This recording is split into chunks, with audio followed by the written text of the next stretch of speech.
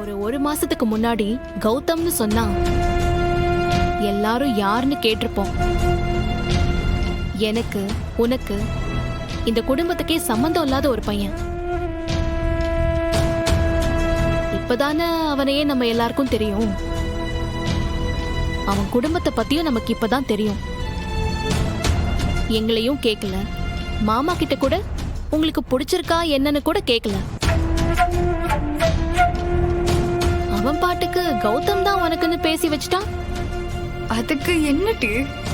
ஏய், என்னடி இது? இது எந்த விதத்துலடி நியாயம்? சரி, எங்களை விடு. அவனை கல்யாணம் பண்ணிட்டு வாழ போறவன் நீ. உன்கிட்டயாவது குறைஞ்சபட்சம் டெமோக்ராட்டிக்கலா உன்கிட்ட வந்து பிடிச்சிருக்கா, அவனை கல்யாணம் பண்ணிக்கிறியான்னு கேட்க வேணாமா? இது என்னடி பெரிய சர்வாதிகாரமா இருக்கு? அண்ணே எதுக்காக என்கிட்ட கேட்கணும்? வேற ஏதாவது கேட்கணுமா? என்னடி நீ இப்படி சொல்ற? இத பாரு, அவன் ஏதோ உனக்கு நல்லது பண்ணணும்னு நினைச்சுதான் பண்ணிட்டு இருக்கான். ஆனா எல்லாத்துக்கும் ஒரு முறை இருக்குல்ல. அவனை விடுடி. எனக்கும் உன் மனசுல என்ன இருக்குங்கறதா முக்கியம். அதுக்கு தான் நான் உன்கிட்ட பேசணும்னு நினைச்சேன். என் மனசுல என்ன இருந்தா என்னடி? கமான் வீரா, நானும் ஓ வயசுல இருந்து தான் வந்திருக்கேன். என்ன, ஒரு 2-3 வருஷம் வித்தியாசம், அவ்வளவுதான். இந்த வயசுல நம்மளோட எதிர்காலத்தை பத்தி எவ்ளோ கனவு இருக்கும். நாம கட்டிக்க போறவனை பத்தி என்னென்ன கற்பனைகள் இருக்கும்னு எனக்கு நல்லாவே தெரியும்.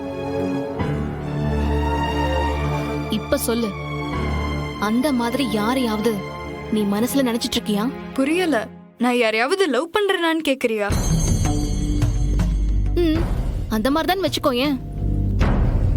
லவ் பண்ணலாம் வேணாம், உனக்கு வரப்போற புருஷன் இப்படி இருக்கணுங்கிறதுல ஒரு கற்பனையாவது உன்கிட்ட இருக்கும்ல.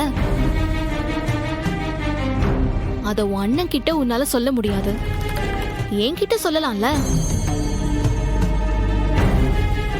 நான் உனக்கு வெறும் அண்ணி மட்டும் இல்லடி, எல்லாருமே சின்ன வயசுல இருந்து ஒன்னா வளர்ந்திருக்கோம்.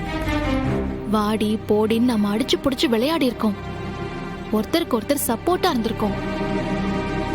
அதுக்குதான் சும்மா சொல்லு, உனக்கு என்ன மாதிரி ஹஸ்பண்ட் வேணும்னு என்கிட்ட சொல்லு. ஏன்னா நீ சொல்றது மூலமா நான் சண்முகத்துக்கிட்ட பேசுறேன்.